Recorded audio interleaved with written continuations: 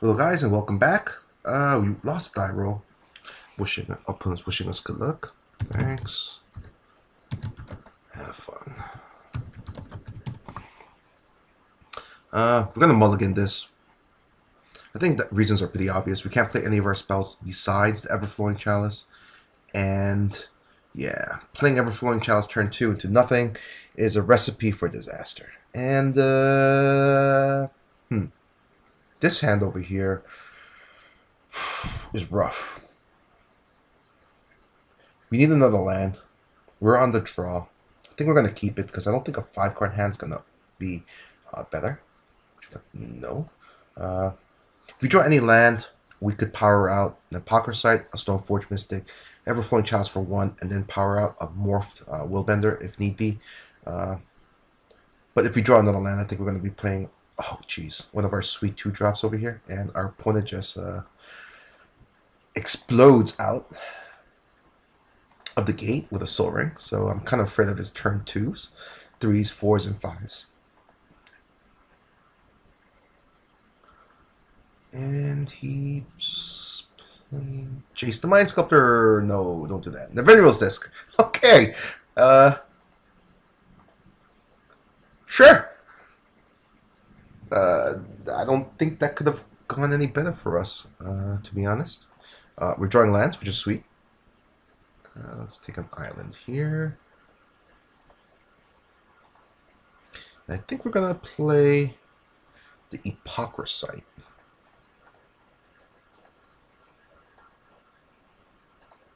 Yeah. I think this guy might be playing a Planeswalker type deck because he has a disc here, right? And it doesn't destroy Planeswalkers, so maybe he'll like drop a Jace Beleren or Jace the Mind Sculptor or Tamiyo, for goodness sake, and just disc away all of our ways to destroy it and protect his Planeswalker, let it go ultimate, and ruin our day. So he's going to play 5. What's the spell that we least like for him to play? It'll be Tamiyo. I would really dislike it if we played a Tamiyo. Decides to take it back. Okay, come on. Don't be shy upon it.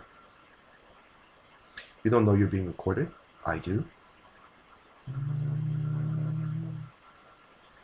Hello, Eileen. Okay, 5 again.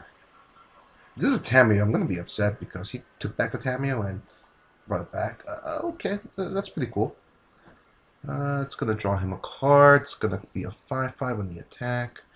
Yeah, we're not going to be attacking with the Beyond Chronicler. I'm going to play this face down.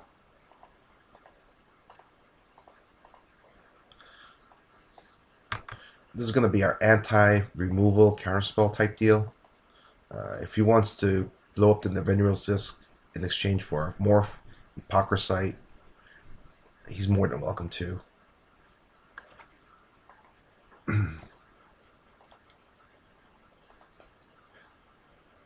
I'm a little hesitant to show him the Stoneforge Mystic because I don't want him to know that we have a sword in our hand, and I don't, because he might be like hesitant to blow up the disc in hopes of getting the sword. Oh dear, is our man a combo deck? Because he put the Chronicler. He had 5 cards. He got attacked with a 5/5. I was just going to jump up with the Apocryphite, to be honest. But our man here is playing a lot of artifact accelerators, which doesn't mean combo necessarily, but his non-interest in attacking makes me think that he might be a combo deck. Huh.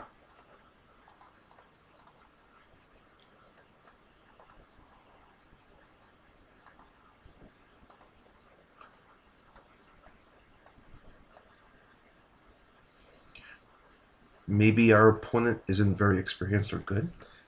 I think one of the clear ways we could find that out is if he decides to play 2 spells to kill off his Chronicler. I think that would be hilarious. Opponent might disagree with that, but you know, what you gotta do.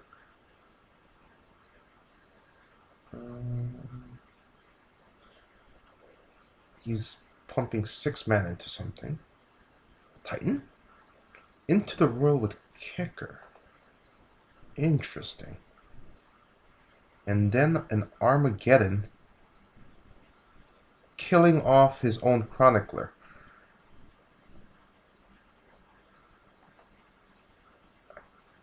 I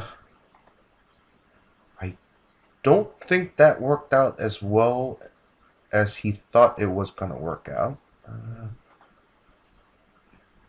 No, thank you. I'm a little stunned here. Maybe my opponent has a plan here. Maybe he doesn't. He has powerful effects.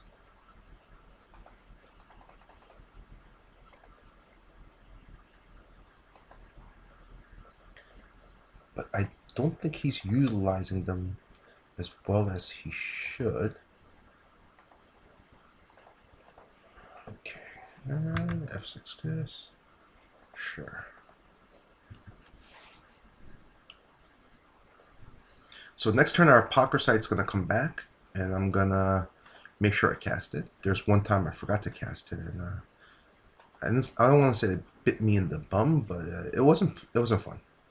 So let's attack with this bad boy, and cast Race down.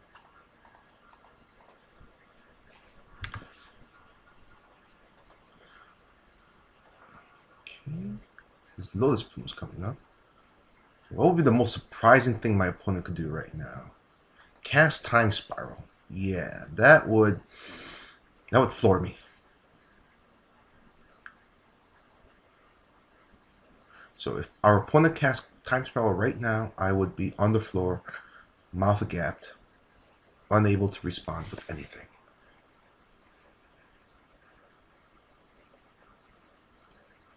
Nope.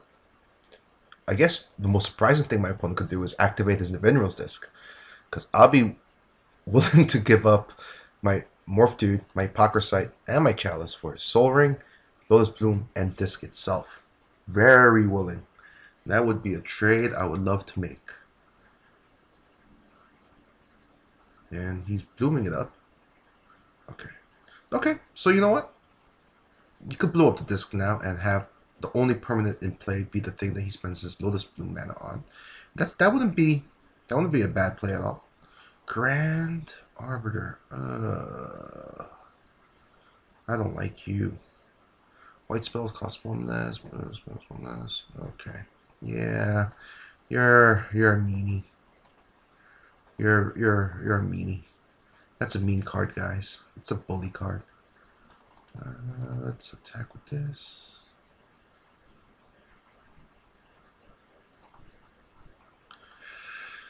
Play this. I think I'm gonna suspend this. And I'm gonna pass. There might come a time where we want a Stoneforge Mystic with the sword in our hand and then like try to get him one turn with it if he's like taps out for something, but I don't think the time is now.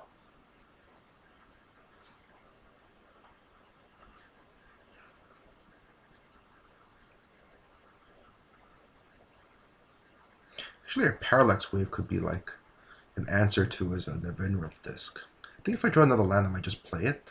And if he decides to blow up the disc ever because he's in a bad position, I'll just Parallax Wave my dudes away. And then when the fate encounters, or when it gets blown up by the disc, excuse me, it'll come back into play and all good as new. But, nope, he just blows up the disc now.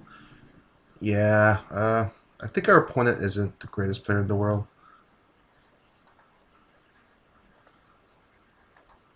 I don't like this. I can't tell how many counters on it just by I have to hover over it. Not that big of a complaint, but still. I think it would be more convenient if like these two cards could be in like separate piles. But that's not the case to be. Stoneforge Mystic. Give us our sword. Yeah, 6. Okay. So these two cards are gonna come back to the field at the same time.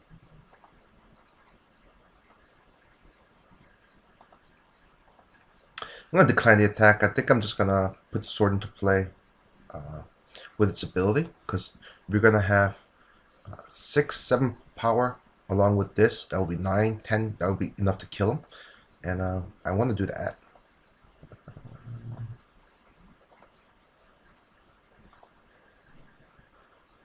Please.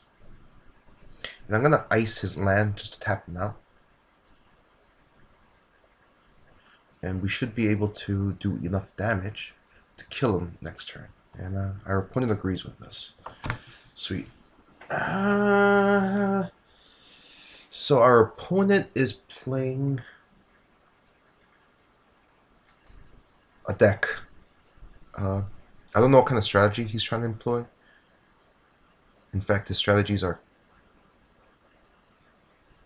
I'd say, fairly confusing me. He didn't show us much in terms of power and toughness, so I'm gonna take out the deranged tournament because I think our forces alone, no matter how dorkish they look, are gonna be enough to overwhelm him. And I want the flexibility having a naturalize to get rid of his soul ring, his Nevinyrral's disc, and all that stuff. And I think I might want to put a Magnetoxx in here because he seems to be packing a lot of action early, and I want ways to answer it. And I'm willing to take out a Day of Judgment for it. I don't think our Wrath of Gods are going to be too good against this guy. He showed us one creature here, I think, the Grand Arbiter. I think he showed us any other creatures. So he might be trying to win with combo of some kind, or I don't know how he's trying to win, and he's presenting a 42 card deck. Yeah. We're going to keep this hand. There's a Magnetoxx. I really like getting people with Magnetoxx. It feels like winning. It's just a psychological thing, I think, that like you spent like 4 or 5 mana on a big spell, you think you're going to win, and then you Magnetoxx, and you're just, what's going on?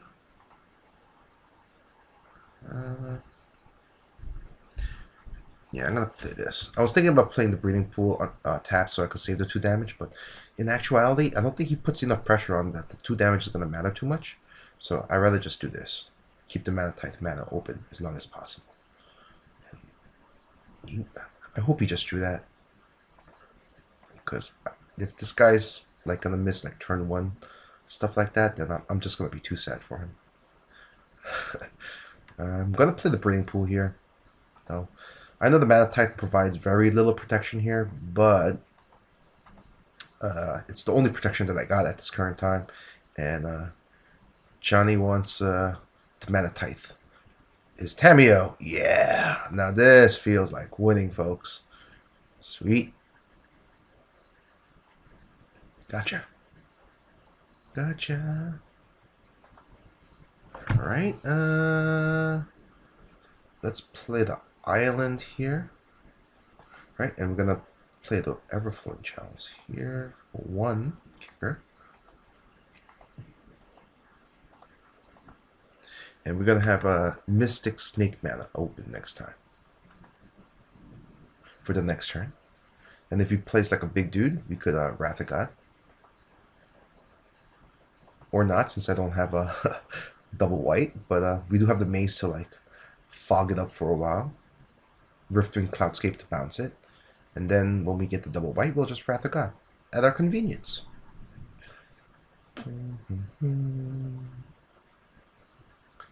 Okay, he's going to be playing... Hope this is not the guy who took the Blade Splicer away from us. I'll feel bad if it was.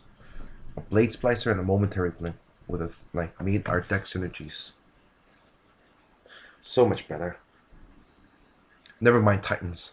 Jeez. Titans and those? Oh man. Elish Norn. Okay. You could have that. We're cool with you having that. And, okay. Let's see.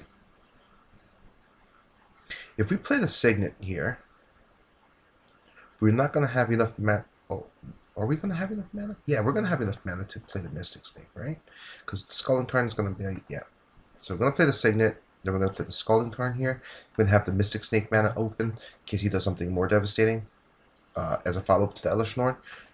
Maze of Ith is going to neutralize this. We have no creatures on board, pretty much. Rift and Cloudskip, Mystic Snake, if they die, I'd rather have their comes into play abilities as spells than anything.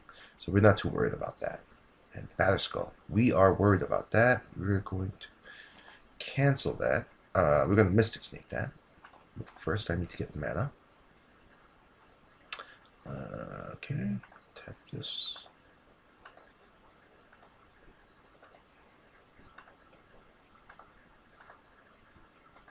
Blue, Mystic Snake. Okay. F6 this. Take our beats. Clear these and pass.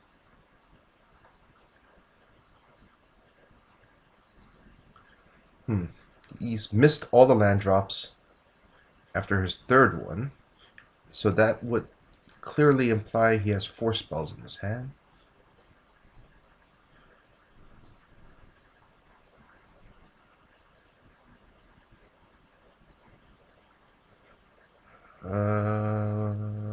Geist of Same Draft. Sure, that's fine with us. We'll just Wrath of God next turn.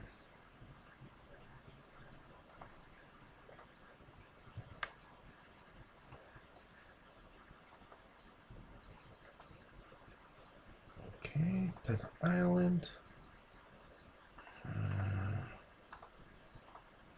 Bam.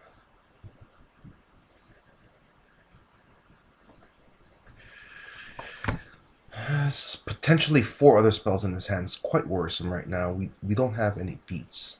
Okay, I'm pretty sure he just drew that. Yeah, okay, that's fine with us.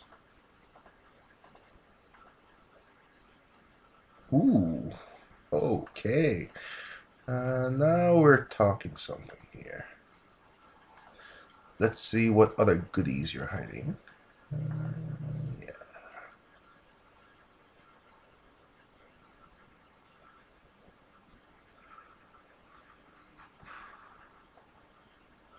He's hiding a Maluku. I think that's what we're going to be taking away from him.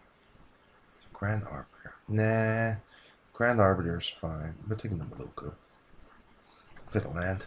Actually, guys, this was a little bit of a mistake on my part. Counted the mana wrong. Since he's showing us colors in the blue, and we did see a mana leak in the packs that we opened. What we should have done was play the third land to play around the mana leak, but we didn't. We got away with it this time, but it doesn't mean that the correct play wasn't the mana leak.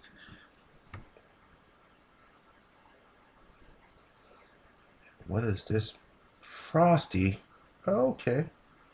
Frosty's not that bad.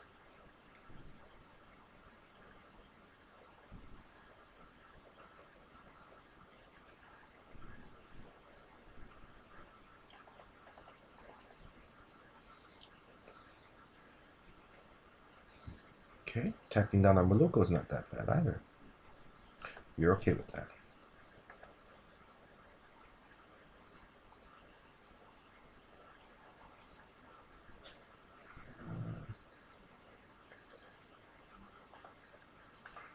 Maze that.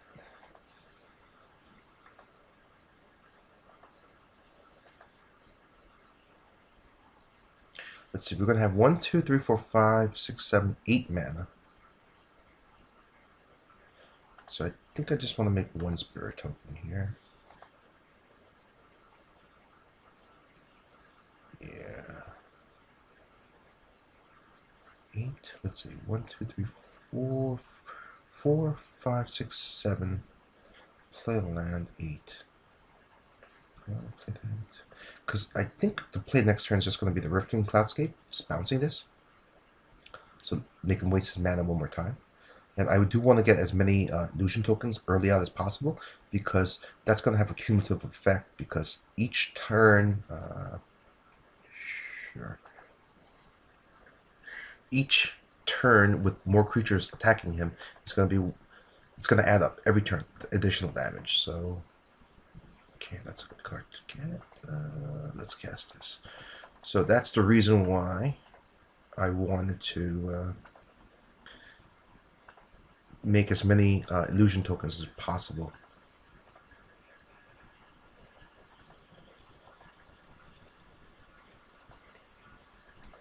Bounce that and attack.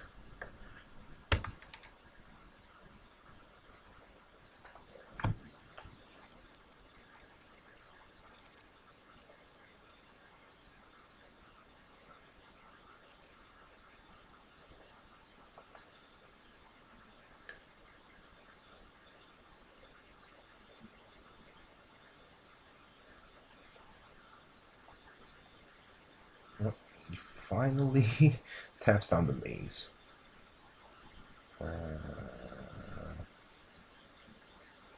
Sure, we're gonna take that damage.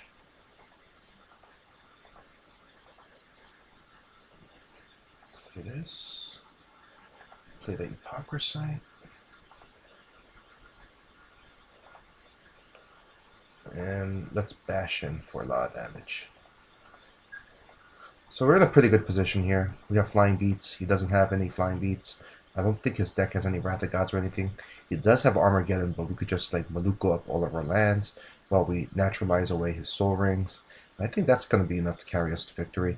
If he does attack with stuff, we're just going to create jump blockers and block just to make sure that we win the race. And if you play something like, I don't know, a sword or equipment or something like that, or the Venreal's Disc, I'm going to blow it up.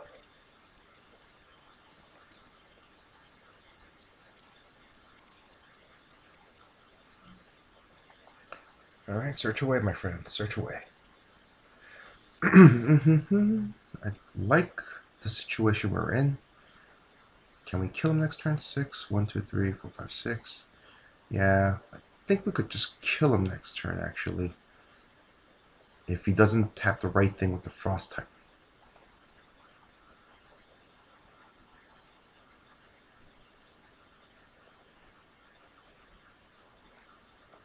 Taps the Maluko, so we can't kill him. So we're just going to do this.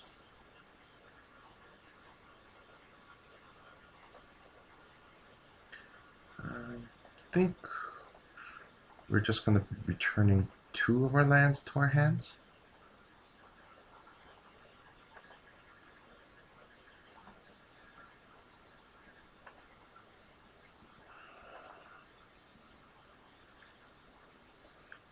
Let's see, that's 1, 2, 3, 4, 5, 6, brings it out to 6. He might have 1 flying blocker next turn, and I just want to ensure that he dies, so I think I'm just going to activate it 1 more time here. Then I'm going to naturalize the disc, just so that we don't mess up and not naturalize it, let him untap and give him a free out.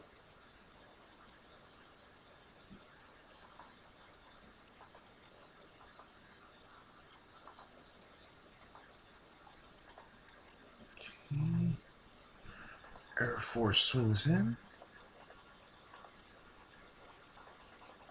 I think our opponent has mentally given up at this point. He didn't even attack with the Kami of Ancient Law. So I'm pretty comfortable saying that our victory is in the bag here.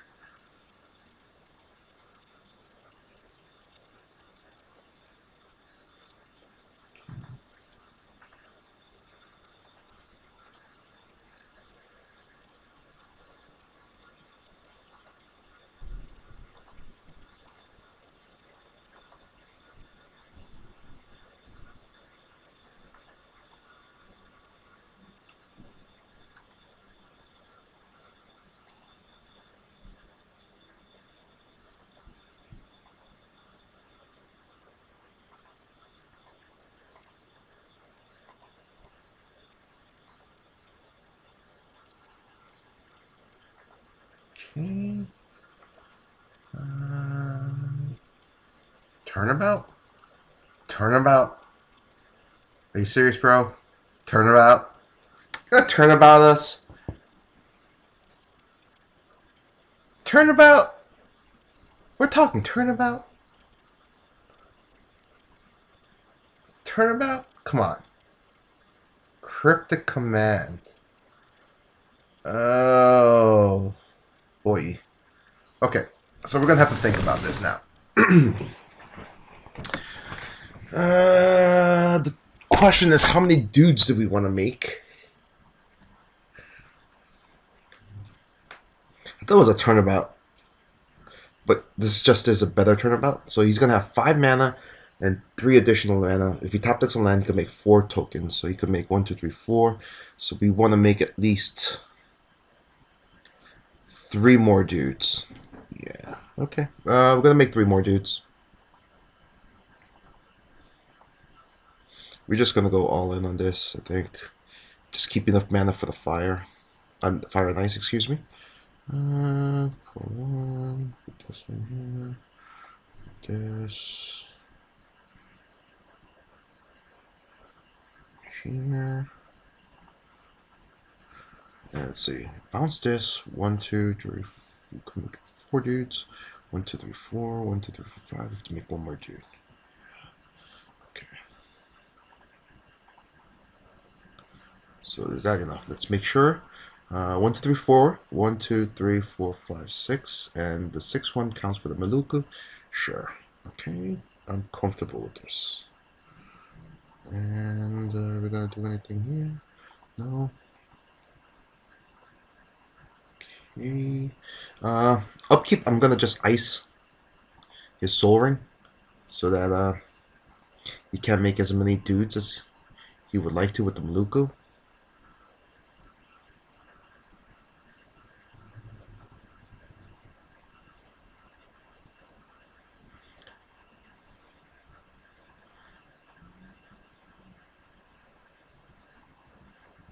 What he should have done was sacrifice, tap. Well, no, he did do it.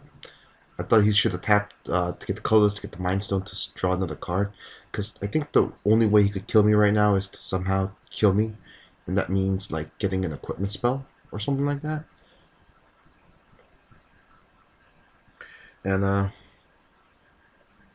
I guess if we really wanted to play around that, what we should have done was bounce the Maze of Ith and then replay the Maze of Ith, but we already played the land for that turn, so that option was close to us.